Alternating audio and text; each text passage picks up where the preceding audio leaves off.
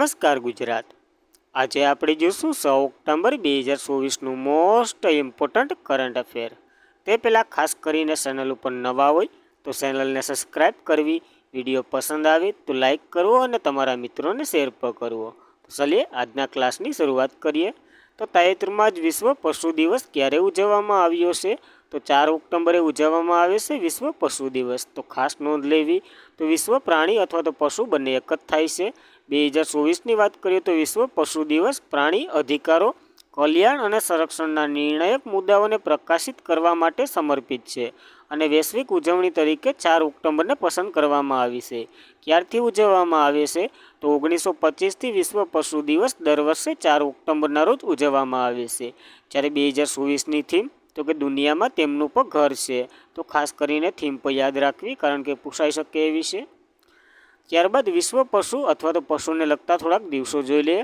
તો વિશ્વ પશુ ચિકિત્સા દિવસ 27 એપ્રિલે ઉજવવામાં આવે છે કારણ કે તે એપ્રિલના છેલ્લા રવિવારે ઉજવવામાં આવે છે। અને વિશ્વ કૃષિ પશુ દિવસ 2 ઓક્ટોબરે ઉજવવામાં આવે છે, જે આપણે ઉજવ્યો। અને વિશ્વ વન્યજીવ દિવસ 3 માર્ચે ઉજવવામાં આવે છે। તો આ દિવસો પ્લસ ઓલો એક દિવસ પર યાદ રાખવો। જ્યારે ઓક્ટોબરના દિવસોની વાત કરીએ તો 1 ઓક્ટોબર વિશ્વ વૃદ્ધ વ્યક્તિ માટે આંતરરાષ્ટ્રીય દિવસ ઉજવ્યો હતો, વિશ્વ કોફી દિવસ ઉજવ્યો હતો અને વિશ્વ શાકાહારી દિવસ પણ આપણે ઉજવ્યો હતો। 2 ઓક્ટોબરની વાત કરીએ તો અહિંસા દિવસ અને સ્વસ્થ ભારત માટેનો દિવસ પણ ઉજવવામાં આવે છે। તો ખાસ કરીને આ ઓક્ટોબરના દિવસો પણ યાદ રાખવા। જેમ જેમ દિવસો આવશે એમ લિસ્ટ વધારતા જશું। ત્યારબાદ ડિપાર્ટમેન્ટ ઓફ પોસ્ટ લોજિસ્ટિક્સ ક્ષમતાઓના વધારવા માટે કઈ કંપની સાથે કરાર કર્યા છે? તો એમેઝોન સાથે કરાર કર્યા છે પોસ્ટે। તો ડિપાર્ટમેન્ટ ઓફ પોસ્ટ, ટૂંકમાં આપણે પોસ્ટ બોલીએ જેની ઊંચી પહોંચ સાથે અને એમેઝોન વિશ્વની સૌથી મોટી ઈ-કોમર્સ કંપનીઓમાંની એક છે। આ સાથે મળી અને લોજિસ્ટિક ક્ષમતાઓના વધારવા માટે એક કરાર કરવામાં આવ્યા છે બંને વચ્ચે। કોના? તો ડિપાર્ટમેન્ટ ઓફ પોસ્ટ એટલે કે પોસ્ટ ઓફિસ અને એમેઝોન બંને વચ્ચે કરાર થયા છે। તો રોજગારની સર્જન સમર્થ આપી અને આર્થિક વૃદ્ધિમાં યોગદાન આપી ભારતમાં વિકાસની ઈ-કોમર્સ કાર્ય ક્ષેત્રની સક્ષમતા બનાવવા પ્રયાસ કરશે આ બંને। જ્યારે સમજૂતીમાં મોન્ટેન્સ એટલે કે MOU પર હસ્તાક્ષર કરવામાં આવ્યા છે આ બંનેને। તો ખાસ કરીને યાદ રાખવી, પ્રશ્ન નીકળી શકે। ત્યારબાદ તો કે તાજેતરમાં જ 25મો લાલ બહાદુર શાસ્ત્રી રાષ્ટ્રીય પુરસ્કાર કોને આપવામાં આવ્યો છે? તો બિરલા ફાઉન્ડેશનના જે ચેરપર્સન છે રાજ્યશ્રી બિરલા, એને આપવામાં આવ્યો છે। તો 2024માં 25મો લાલ બહાદુર શાસ્ત્રી રાષ્ટ્રીય પુરસ્કાર રાજ્યશ્રી બિરલાને આપવામાં આવ્યો છે। હમણાં જ આમની જન્મજયંતિ ગઈ ગાંધીજીની સાથે સાથે 2 ઓક્ટોબરના રોજ, ત્યારે આ એવોર્ડની એનાયત કરવામાં આવ્યો છે અને આની સાથે એક કાર્યક્રમમાં એવોર્ડ આપવામાં આવ્યો છે। તો એ કાર્યક્રમ પર જોશું અને એવોર્ડની પણ માહિતી લેશું। 3 ઓક્ટોબર 2024ના રોજ નવી દિલ્હીમાં 12મું CMS વણાટ કામ શરૂ થયું હતું। આને તો કે આ ફેસ્ટિવલ નવી દિલ્હીમાં 3થી 5મી ઓક્ટોબર 2024 સુધી ચાલશે। જ્યારે CMS ઇન્ડિયા કેન્દ્રીય પર્યાવરણ, વન, આબોહવા પરિવર્તન મંત્રાલયના સમર્થન સાથે CMS વણાટનું આયોજન કરવામાં આવે છે। અને આ પ્રથમ વાતાવરણનું આયોજન તો કે 2002માં કરવામાં આવ્યું હતું અને એ દર 2 વર્ષે યોજાય છે। તો ખાસ કરીને આ યાદ રાખવું। ત્યારબાદ આ જોઈએ તો કે 25મો Lal Bahadur Shastri national award from એક્સેસ 2024 શ્રીમતી એનાયતને કરવામાં આવ્યો છે। કોને? તો કે રાજશ્રી બિરલાને। અને ઓક્ટોબર 2024માં ઉપરાષ્ટ્રપતિ જયદીપ ધનખડ દ્વારા એવોર્ડનું એનાયત કરવામાં આવ્યું છે। તો જયદીપ ધનખડે આપ્યો છે કોને? તો કે રાજશ્રી બિરલાને। 25મો છે 2024 માટે આપવામાં આવ્યો છે અને એનાયત કરવામાં આવ્યો છે। જ્યારે 12મો ઇન્ટરનેશનલ ફિલ્મ ફેસ્ટિવલ અને forum and environment and wild life, જેને ટૂંકમાં તો કે CMS વણાટકામ તરીકે ઓળખવામાં આવે છે, જેનું આયોજન નવી દિલ્હી ખાતે થયું હતું અને આપણે આગળ એ કથા કરી એ બધી આની જ હતી। ત્યારબાદ દિલ્હી સ્થિત લાલ Bahadur Shastri institution of manager, પૂર્વ વડાપ્રધાન લાલ બહાદુર શાસ્ત્રીની યાદમાં લાલ Bahadur Shastri national award four એક્સલન્સની સ્થાપના કરવામાં આવી હતી। તો દિલ્હી સ્થિર એક ઇન્સ્ટિટ્યુશન છે એના દ્વારા આપવામાં આવે છે લાલ બહાદુર શાસ્ત્રીની યાદમાં આ એવોર્ડ। તો ખાસ કરીને યાદ રાખો 2024માં 25મો એવોર્ડ છે, તો એના વિશે માહિતી લેવી। ત્યારબાદ તો કે હમણાં જ એવોર્ડનું કાલ જ હમ તો રિવિઝન કરી ચૂક્યા હતા બધોય, તો આ થોડાક નવા છે એ જોઈ લઈએ। તો અભિનવ બિંદ્રાને તો કે ઓલિમ્પિયાડ ઓનર મળ્યો હતો। MS સ્વામીનાથન પર્યાવરણ સંરક્ષણ એવોર્ડ અનંત દર્શન શંકરને મળ્યો હતો। જ્યારે રાષ્ટ્રપતિ ફિજીમાં સર્વ સન્માન લઈને આવ્યા હતા કેમ્પેનિયન ઓફ ધ ઓર્ડર. જ્યારે પ્રોકે સોલિંગમને જે તમિલનાડુના છે હંસ વોર્ન હેનરિંગ એવોર્ડ મળ્યો હતો. જ્યારે રિંગોબાર્ટ મેન્ટુંગ ગ્વાટેમાલના છે અને ગાંધી મંડેલા એવોર્ડ 2020 મળ્યો હતો. જ્યારે ડૉક્ટર ગોવિંદરાજન પદ્મનાભમને વિજ્ઞાન રત્ન પુરસ્કાર મળ્યો હતો. 54મો Dada Saheb Phalke lifetime achievement award 2022નો મિથુન ચક્રવર્તીની પસંદગી થઈ છે. જ્યારે વિનોદ બસન બ્રિટિશ સંસદ house of the Lords global પેટ્રિક્સ એવોર્ડ લઈને આવ્યા હતા. અને રિયા સિંહ જે અમદાવાદના છે મિસ યુનિવર્સ 2024 બન્યા હતા. અને પ્રત્યાક્ષારે જે ઓડિશાના છે એકલવ્ય પુરસ્કાર એમને મેળવ્યો છે. તો ખાસ કરીને આ નવા એવોર્ડ મોસ્ટ આઈએમપી યાદ રાખવા. ત્યારબાદ તાજેતરમાં જ કોણે ગુજરાતમાં નવનિર્મિત પોલીસ કમિશનરની કચેરીનું ઉદ્ઘાટન કર્યું છે? તો આપણા અમિત શાહ દ્વારા ઉદ્ઘાટન થયું છે. તો કેન્દ્રીય ગૃહમંત્રી અને સહકાર મંત્રાલયના જે મંત્રી અમિત શાહે આજે એટલે કે અમદાવાદમાં ગુજરાત નવનિર્મિત પોલીસ કમિશનર કચેરીનું ઉદ્ઘાટન કર્યું છે. અને આ પ્રસંગે તો કે ગુજરાતના સીએમ પણ હાજર હતા સહિત મહાનુભાવો કાર્યક્રમમાં હાજરી આપી હતી. આપણા માટે આઈએમપી ઉદ્ઘાટન તો કે અમિત શાહ દ્વારા કરવામાં આવ્યું છે. શેનું? તો કે શેનું ઉદ્ઘાટન કર્યું છે? તો કે ગુજરાત નવનિર્મિત પોલીસ કમિશનર કચેરીનું ઉદ્ઘાટન થયું છે. અને આને તો કે આશરે 140 કરોડના ખર્ચે આધુનિક ટેકનોલોજીથી બનેલું છે આ કચેરી. તો ખાસ કરીને આ પણ નોંધવી તો યાદ રાખવી. અમિત શાહે ઉદ્ઘાટન કરી આવ્યા છે. ત્યારબાદ કયું રાજ્ય અર્બન ગવર્નન્સ ઇન્ડેક્સમાં પ્રથમ ક્રમે છે? તો કેરળ છે આપણું પ્રથમ ક્રમે. તો જોઈએ તો કેરળ અર્બન ગવર્નન્સ ઇન્ડેક્સમાં પ્રથમ ક્રમે છે. આ ઇન્ડેક્સ તો કે પ્રજા ફાઉન્ડેશન જે મુંબઈ સ્થિર છે એક ઓલી ફાઉન્ડેશન જે પ્રજા અને એટલે કે પ્રજા ફાઉન્ડેશન એ 1957થી જવાબદાર શાસન સમકક્ષ કરવા માટે કામ કરતી બિનપક્ષીય સંસ્થા છે. એના દ્વારા એક રિપોર્ટ બહાર પાડવામાં આવ્યો છે. નામ તો કે અર્બન ગવર્નન્સ ઇન્ડેક્સ. તો ખાસ કરીને યાદ રાખવું. આમાં તો કે કેરળ ટોપ ઉપર છે. ત્યારબાદ ઓડિશા અને ત્યારબાદ તો કે મહારાષ્ટ્ર છે. ગુજરાત થોડુંક ક્યાંય જોવા નથી મળતું. તો યાદ રાખવા. પહેલું રાજ્ય તો ખાસ કરીને યાદ રાખવું. બીજા બે યાદ રહી તો વધારે સારું. ત્યારબાદ તો કે મૂલ્યાંકનનો એટલે કે આનો આધાર શેના ઉપર આપવામાં આવે છે? આ એવોર્ડની પસંદગી કરવાની હોય કોઈને તો આ એવોર્ડ મારે કોઈને આપવો હોય તો કોને આપી શકું? તો જોઈએ તો મૂલ્યાંકનનો આધારે ઇન્ડેક્સ કમ બેઝિક પ્લિપસ 42માં સૂચકો આધારે રાજ્યની મૂલ્યાંકન કરે છે. 4 સ્તંભ આધારે આ એવોર્ડ આપવામાં આવે છે. ખાલી માહિતી માટે છે, ગોખતાની કોઈ. તો મજબૂત શહેર અને ચૂંટાયેલા પ્રતિનિધિત્વ કાયદાકીય માળખું જોઈ, મજબૂતી શહેરીનું વહેતી જોઈ અને સશક્ત નાગરિકો જોઈ અને રાજકોષીય સશક્તિકરણ જોઈ. આ આધારે તો કે કેરળની પસંદગી કરવામાં આવી છે. તો ખાસ કરીને યાદ રાખવું. ત્યારબાદ તો કે 2024ના ઇન્ડેક્સો જોઈ લઈએ. હમણાં કયા નાના જોયા તો કરપ્શન પર્સન ઇન્ડેક્સ 2023 53મા નંબર ઉપર ગુજરાત, ડેનમાર્ક પ્રથમ નંબર ઉપર. સર્વેક્ષણ 2023 ઇન્દોર અને સુરત પહેલા નંબર ઉપર.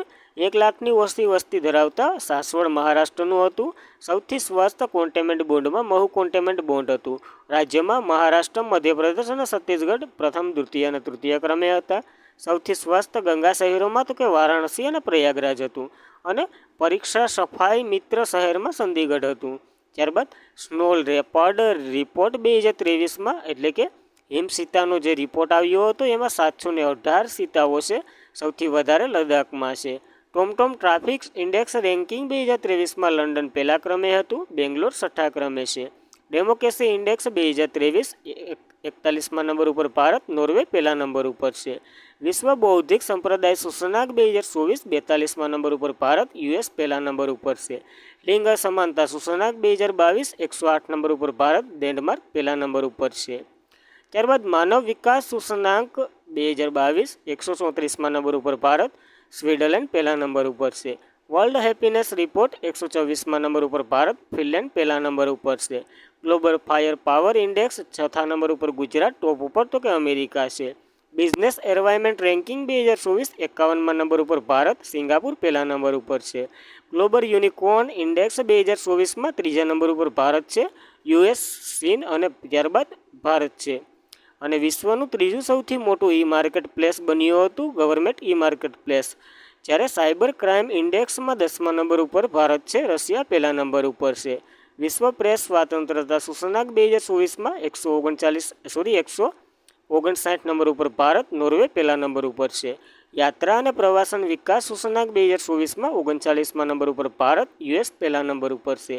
અને ગ્લોબલ સિટીઝ ઇન્ડેક્સ 2024માં ન્યૂયોર્ક પહેલા નંબર ઉપર હતું. દિલ્હીનું ભારતનું એકમાત્ર 350મા નંબર ઉપર હતું વિશ્વમાં. પર્યાવરણ પ્રદર્શન સૂચકાંક 2024માં 174મા નંબર ઉપર ભારત, ઓસ્ટ્રેલિયા પહેલા નંબર ઉપર હતું. જ્યારે ગ્લોબલ જેન્સ ગેપ ઇન્ડેક્સ 2024માં 129મા નંબર ઉપર ભારત, આઇસલેન્ડ પહેલા નંબર ઉપર હતું. અને ગ્લોબલ પીસ ઇન્ડેક્સ 2024માં 116મા નંબર ઉપર ભારત અને આઇસલેન્ડ પહેલા નંબર ઉપર હતું. ત્યારબાદ તો કે global energy transaction index 63 number ઉપર ભારત, સ્વીડન પહેલા નંબર ઉપર હતું. વિશ્વ રોકાણ અહેવાલ 2024માં 15મા નંબર ઉપર ભારત, યુએસ પહેલા નંબર ઉપર હતું. ટકાઉ વિકાસ અહેવાલ 2024માં 109મા નંબર ઉપર ભારત, ફિનલેન્ડ પહેલા નંબર ઉપર હતું. અને ગ્લોબલ લિબરેટરીઝ ઇન્ડેક્સ 2024માં વિયેના પહેલા નંબર ઉપર હતું. Prime global season index Manila, Mumbai અને દિલ્હી વગેરે સ્થળો હતા. જ્યારે ગ્રોસ એન્વાયરમેન્ટ પ્રોડક્ટ ઇન્ડેક્સ શરૂઆત કરનાર પ્રથમ રાજ્ય તો કે ઉત્તરાખંડ બન્યું હતું. અને નીતિ આયોગે sustainable development goal India index બહાર પાડ્યો હતો 2023-24નું. એમાં ભારતનો સ્કોર 71 છે, જે ટોચનું રાજ્ય હતું કે કેરળ અને ઉત્તરાખંડ હતું. જ્યારે રાજ્ય ખાદ્ય સુરક્ષા સૂચકાંક ટોચનું રાજ્ય કેરળ હતું. અને વૈશ્વિક ઇકોનોમી ઇન્ડેક્સ 39મા નંબર ઉપર ભારત, સ્વિટ્ઝરલેન્ડ પહેલા નંબર ઉપર હતું. જ્યારે વર્લ્ડ ટેલેન્ટ ઇન્ડેક્સ હમણાં આવ્યો હતો 58મા નંબર ઉપર ભારત, સ્વિટ્ઝરલેન્ડ પહેલા નંબર ઉપર હતું. જ્યારે એશિયાનો પાવર ઇન્ડેક્સ આવ્યો હતો 3જા નંબર ઉપર ભારત હતું, યુએસ, ચીન પછી. તો ખાસ કરીને આ બધા જ ઇન્ડેક્સો યાદ રાખવા અને આપણે ભર્યા એ પણ એડ કરી દેવા આમાં. ત્યારબાદ તાજેતરમાં જ ભારત તરફથી કોણ શાંઘાઈ સમિટ માટે પાકિસ્તાનમાં જશે? તો આપણા વિદેશ મંત્રી એસ જયશંકર ભાગ લેવા જશે.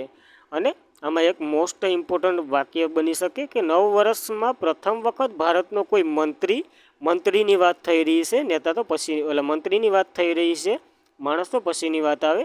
તો પાકિસ્તાન જશે. તો ખાસ કરીને આઈએમપી, કારણ કે 2014 આઈ થિંક 15થી તો કોઈ યુદ્ધ નથી પાકિસ્તાનમાં, કોઈ નેતાની વાત કરેલી છે, તમારા જેવાની નહીં. તો એસ જયશંકર 15થી 16 ઓક્ટોબર વાર્ષિક શાંઘાઈ સમિટ માટે પાકિસ્તાન જશે. અને 9 વર્ષમાં પ્રથમ વખત ભારતનો કોઈ પણ મંત્રી પાકિસ્તાન જશે એવું બની રહ્યું છે. તો ભારત શાંઘાઈ કોઓપરેશન બેઠકમાં પાકિસ્તાન તરફથી આમંત્રણની પુષ્ટિ કરે છે. તો ખાસ કરીને યાદ રાખવું આ.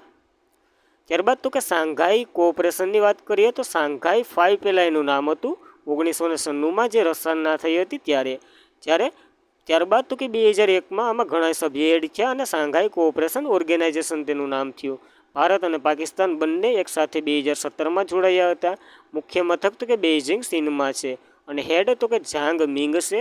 અને 9મું સભ્ય હાલ તો કે ઈરાન બન્યું હતું. આના પછી 10મું પણ બની ગયું છે બેલારુસ. જ્યારે અફઘાનિસ્તાન અને મંગોલિયાન તો કે નિરીક્ષક દેશો તરીકે આમાં એડ છે. તો ખાસ કરીને આ 2 દેશો હાઇલાઇટ છે, કારણ કે પૂછાઈ શકે. ત્યારબાદ આવી રીતના 2 સમિટો યોજાય છે, અથવા તો 2 યોજાય છે, આનું આયોજન થાય છે. તો સમિટ ઓફ હેડ ઓફ સ્ટેટની સમિટ તો કે 2024માં કઝાકિસ્તાનમાં થઈ છે. અને એમાંય પણ આપણા જયશંકર જ ભાગ લેવા ગયા હતા. અને 2025ની ચીનમાં થવાની છે. જ્યારે સમિટ ઓફ હેડ ઓફ ગવર્મેન્ટની એટલે કે જે રાજ્યની સમિટ થાય 2024ની પાકિસ્તાનમાં થવાની છે. એમાં કોણ ભાગ લેવા જશે કહી દીધું એ જ. તો ખાસ કરીને આ બંને અલગ અલગ છે, તો યાદ રાખવી. ત્યારબાદ તો તાજેતરમાં જ ભારતની પ્રથમ સુપર કેપેસિટર ઉત્પાદન સુવિધાનું ઉદ્ઘાટન કયા શહેરમાં કરવામાં આવ્યું છે? તો આનું આયોજન તો તિરુવનંતપુરમમાં કરવામાં આવી રહ્યું છે. તો તિરુવનંતપુરમ જે ભારતનું પ્રથમ સુપર કેપેસિટર એટલે તો ખબર ને ઓલું પંખામાં જે ઉપર સફેદ કલરનું હોય એમાં 2 પોઈન્ટ કંઈક લખેલા હોય, સમથિંગ ફેરડ એવું કંઈક હોય એ. તો ઉત્પાદન સુવિધામાં 1 ઓક્ટોબર કુન્નૂરમાં કામ કરવાનું શરૂ કર્યું છે. અને એમ રવિવારે ઉદ્યોગ પ્રધાન જે આપણા છે પી રાજીવે જણાવ્યું હતું કે મુખ્યમંત્રી પિનારાઈ વિજયને આનું ઉદ્ઘાટન પણ કરી નાખ્યું છે. જેને તો કે કંટ્રોલ કમ્પેલ કેપિટલ લિમિટેડ આની નિયંત્રણ કરશે અને આને બનાવી રહ્યું છે. જ્યારે નવા સુપર કેપેસિટર પ્લાન્ટને ઇસરોએ મદદ કરવા માટે વિકસાવવામાં આવ્યા છે. અને તે બનાવવા માટે 42 કરોડ રૂપિયાનો ખર્ચ કરવામાં આવશે. અને આનું લક્ષ્ય તો કે દરરોજના 2000 સુપર કેપેસિટરનું ઉત્પાદન કરવું. તો ખાસ કરીને હાઇલાઇટ છે, એ યાદ રાખવું. ત્યારબાદ કેરળની વાત કરીએ. હમણાં ઘણું કરંટ અફેર ન્યાપો થઈ ગયું છે. કેપિટલ તો કે તિરુવનંતપુરમ છે. સીએમ તો કે પિનારાઈ વિજયન છે. ગવર્મેન્ટ તો કે આસિફ મોહમ્મદ ખાન છે. જ્યારે તો કે નેગોશિયેબલ ઇન્સ્ટ્રુમેન્ટ એક્ટ કેસોને હેન્ડ કરવા માટે દેશની સૌપ્રથમ ડિજિટલ કોર્ટ બની હતી કેરળમાં. અને કેરળ ટુરિઝમે ડિજિટલ માર્કેટિંગ ઝુંબેશ શ્રેણીમાં પાટા ગોલ્ડ એવોર્ડ 2024 જીત્યો હતો. અને NITI Aayog sustainable development goal India 2023-24માં ભારતનો સ્કોર 71 હતો અને ટોચનું રાજ્ય કેરળ અને ઉત્તરાખંડ હતું, આપણે જોયું હતું. ત્યારબાદ ઉત્તર રાજ્યનું ખાદ્ય સુરક્ષા સૂચના ટોપ ઉપર કેરળ હતું. અને 70મી નહેરુ ટ્રોફી બોટ રેસ છે જે કેરળમાં પુનમદા તળાવ ખાતે યોજાય છે. તો ખાસ કરીને આ કરંટ અફેર પર યાદ રાખવું. ત્યારબાદ તો કે આ બે પ્રશ્ન મોસ્ટ આઈએમપી છે આના જેવા જ. તો કે ભારતનો પ્રથમ તેલ પામ પ્રોસેસિંગ પ્લાન્ટ ક્યાં ખોલવામાં આવ્યો હતો? તો કે અરુણાચલ પ્રદેશમાં. અને ઉત્તર ભારતનો પ્રથમ પરમાણુ પ્લાન્ટ ક્યાં ખોલવામાં આવ્યો હતો? તો હરિયાણામાં ખોલવામાં આવ્યો હતો. તો યાદ રાખવા આ બે પ્રશ્ન પણ આની સાથે. ત્યારબાદની વાત કરીએ તો ભારતમાં પ્રથમ આધુનિક ગૌશાળાનું ઉદ્ઘાટન કયા રાજ્યમાં કરવામાં આવ્યું છે? તો આનું આયોજન તો કે મધ્યપ્રદેશમાં કરવામાં આવ્યું છે. તો પ્રધાનમંત્રી એટલે કે નરેન્દ્ર મોદીએ બાયો સીએનજી પ્લાન્ટ સાથે ગૌશાળાનું ઉદ્ઘાટન કર્યું છે. ક્યાં? તો કે મધ્યપ્રદેશમાં. તો માનનીય વડાપ્રધાન નરેન્દ્ર મોદીએ ગ્વાલિયરમાં બાયો સીએનજી પ્લાન્ટ સાથે લાલ ટીપારા ગૌશાળાનું વર્ચ્યુઅલ રીતે ઉદ્ઘાટન કર્યું છે.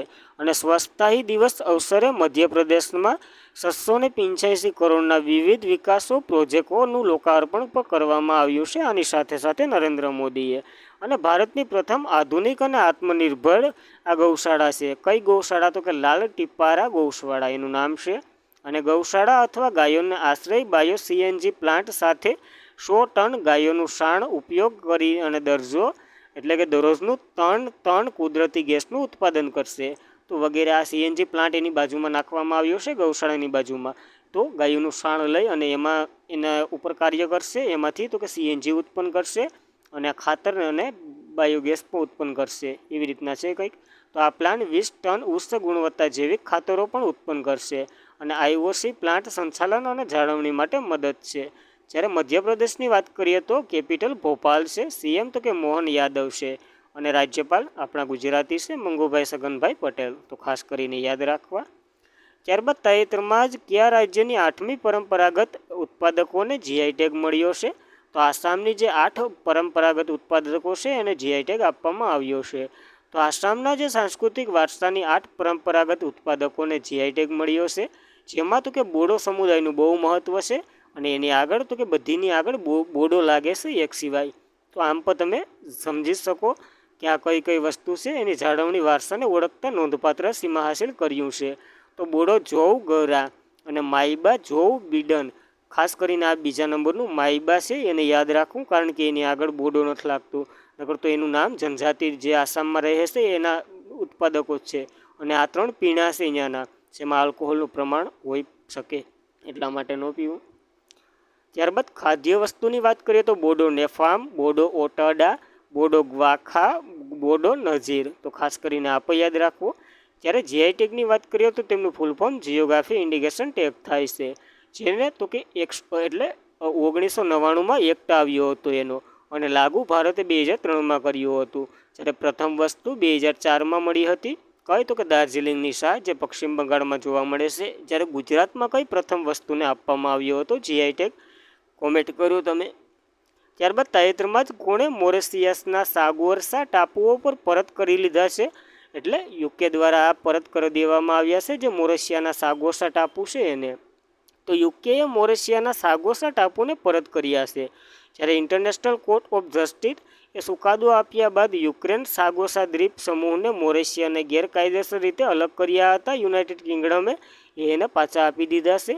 જ્યારે યુનાઇટેડ કિંગડમના વડાપ્રધાન કિસ્ટ સ્ટારમર નવા બન્યા છે હમણાં, અને મોરેશિયાના વડાપ્રધાન પ્રવિન્દ જગનોઈ વચ્ચે સમજૂતી થઈ છે, એટલે કે એક સંધિ થઈ છે અને એ આ ટાપુ પાછા આપી દીધા છે. તો ખાસ કરીને ટાપુનું નામ યાદ રાખવું. આપણા માટે કંઈ આઈએમપી નથી, આ એ ટાપુનો ઇતિહાસ છે. 2 ટાપુના નામ યાદ રાખવા, કેમોસ દ્વીપ સમૂહ જે કયાના તો કે 1960થી આ બધી રામાયણ હાલતી હતી. ત્યારબાદ થોડુંક મોરેશિયસ જાગૃત થયું એટલે અહીંયા કેસ ઠોક્યો યુકે ઉપર. હવે યુકે કેસ હારી ગયો અને મોરેશિયસ જીતી ગયું, એટલે આ ટાપુ પાછા આપી દીધા છે. કેમોરોસ દ્વીપ વિશે માહિતી આપણે નથી લેવી. અને ડિયોગા ગારિસનું મહત્ત્વ, તો આ આઈએમપી છે, કારણ કે ડિયોગા ગારિસ ત્યાંનું સૌથી ઊંચું ઓલું છે રાષ્ટ્રીય વેપાર માટે આંતરરાષ્ટ્રીય અને ટોચનું એક મથક છે. તો ખાસ કરીને આને જોઈ લેવું. ત્યારબાદ મોરેશિયાની વાત કરીએ તો કેપિટલ પ્લોટ રૂઇસ છે, કરન્સી મોરેશિયન રૂપિયો છે, પ્રમુખ તો કે પૃથ્વીરાજ સિંહ રૂપન છે અને પીએમ તો કે પ્રવીણ જગન્નાથન છે. તો ખાસ કરીને યાદ રાખવું એટલું મોરેશિયા વિશે. ત્યારબાદ તો કે કાલના પ્રશ્નોનું રિવિઝન કરી લે ફટાફટ. તે પહેલાં ચેનલ ઉપર નવા હોય તો ચેનલને સબસ્ક્રાઈબ કરવી, વિડીયો પસંદ આવે તો લાઇક કરવો અને તમારા મિત્રોને શેર પણ કરવો. તો ચાલીએ કાલના ક્વેશ્ચનનું રિવિઝન કરી લઈએ. તો તાજેતરમાં જ કેટલી ભારતીય ભાષાને શાસ્ત્રીય ભાષાનો દરજ્જો આપવામાં આવ્યો છે? તો ટોટલ 5 ભાષા છે. ત્યારબાદ તો કે તાજેતરમાં જ 10મી વર્લ્ડ ગ્રીન ઇકોનોમી સમિટ 2024 ક્યાં યોજાઈ? તો કે દુબઈ ખાતે યોજાઈ હતી.